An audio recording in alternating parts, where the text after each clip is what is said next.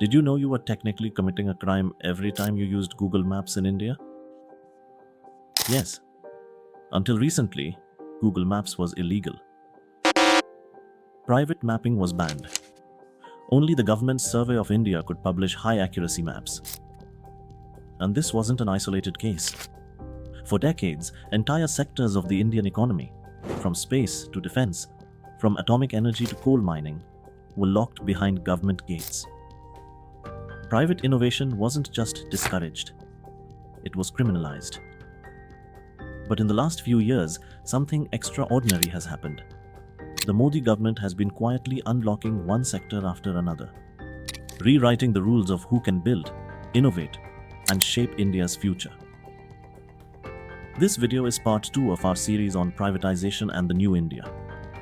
In part 1, we explored how privatization improved customer experience, from airlines to telecom. In this one, we go a level deeper to understand which sectors were opened and how they are transforming the economy. For most of post-independence history, India operated under the license Raj. Almost every economic activity, even something as harmless as mapping, required dozens of government clearances. The logic sounded noble.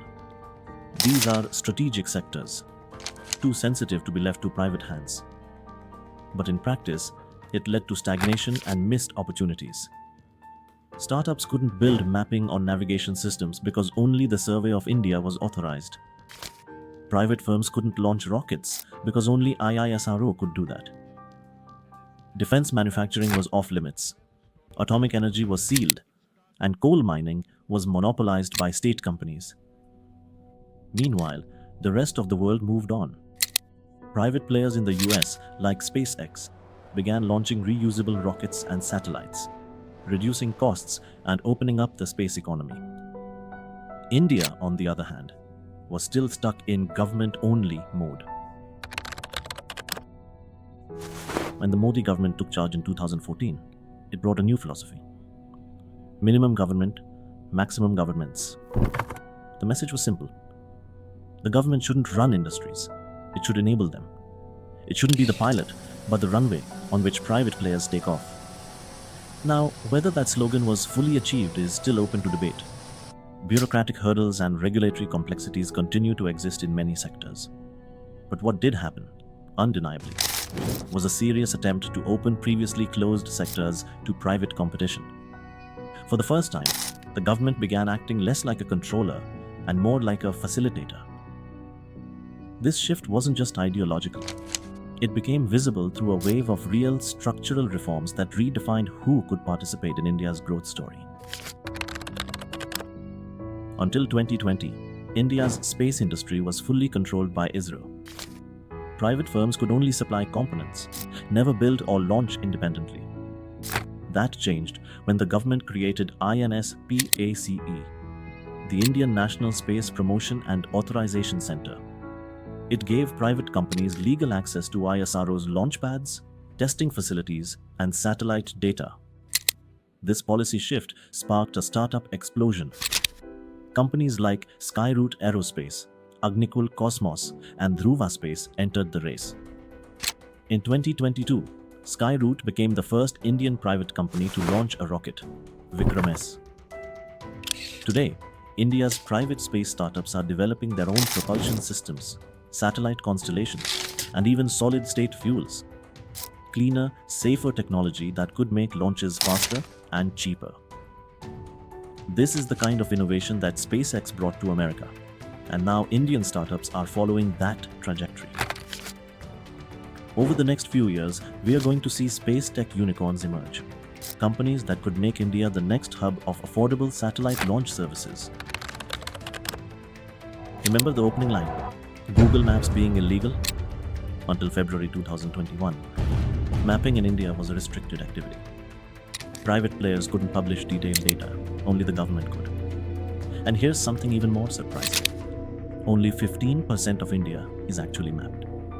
That means vast rural areas, industrial corridors, and even parts of major cities remain digitally uncharted. In a data-driven world, that's like running a marathon blindfolded. That lack of access meant limited innovation in sectors like logistics, ride-hailing, and food delivery. Imagine building Swiggy, Ola, or Blinkit without accurate real-time mapping.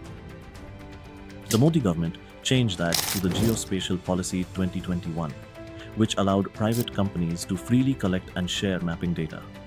Now, startups like Map My India and Genesis International are building advanced digital twins of cities, creating 3D maps that power autonomous drones, EV navigation, and smart city planning.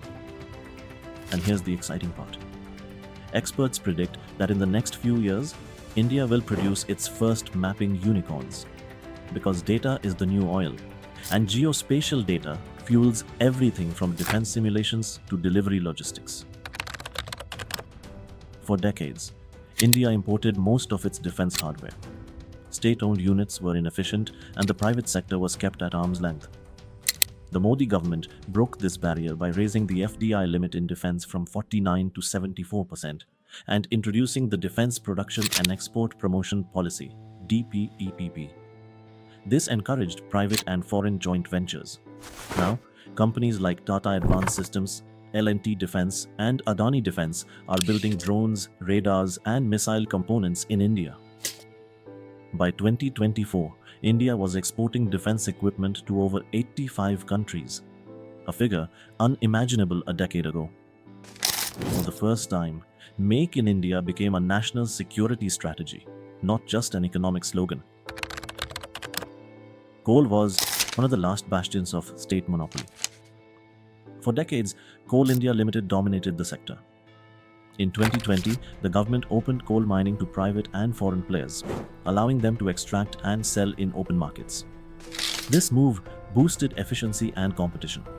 It also expanded into strategic minerals like lithium, cobalt, and rare earths, all critical for India's EV and battery ecosystem. For the first time, India is developing a diversified mining framework to secure its clean energy future. Perhaps the most surprising liberalization came in atomic energy. For 6 decades, only the Department of Atomic Energy and NPCIL operated in this domain. But in 2020, the Modi government opened non-military segments to private participation, from radiopharmaceuticals to small modular reactors. Now, companies like L&T, Godrej Aerospace, and Valchandnagar Industries are building precision components for nuclear power and medical applications. This reform quietly expanded India's clean energy capacity, while keeping safety and national control intact. Flying a drone used to be almost impossible in India. The rules were restrictive, permissions slow, and innovation stifled. In 2021, the government launched the drone rules, completely liberalizing the space.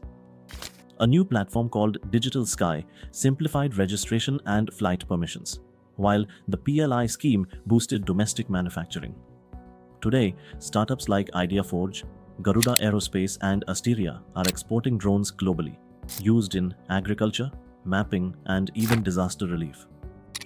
A sector that didn't exist 5 years ago is now a billion-dollar opportunity.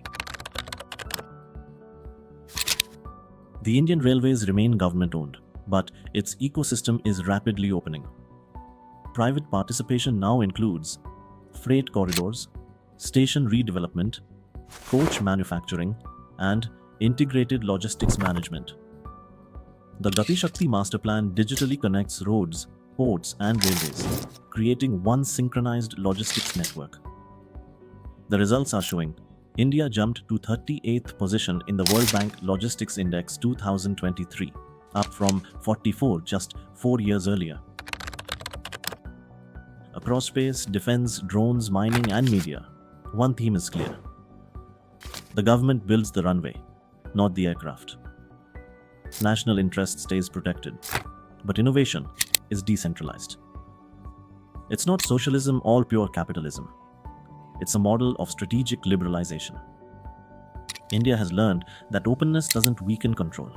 It strengthens the nation by distributing opportunity. The impact is visible. Private rockets launching from Indian soil. Satellite startups serving global clients. Defense exports crossing $3 billion. drone deliveries taking off across cities. And this is just the beginning. In the coming years, expect to see mapping unicorns, space tech giants, and deep tech fuel startups emerging from India. Companies that will not just serve India's needs, but compete globally. In a way, this great unlock is the second wave of liberalization after 1991. But instead of selling public assets, it's about opening public opportunity. This story isn't just about one government or one leader. It's about a shift in mindset, from protectionism to participation. Because when public policy and private innovation move together, a country doesn't just grow, it transforms. If you found this breakdown insightful, subscribe to Periscope, where we decode how India's policies are shaping its next economic revolution.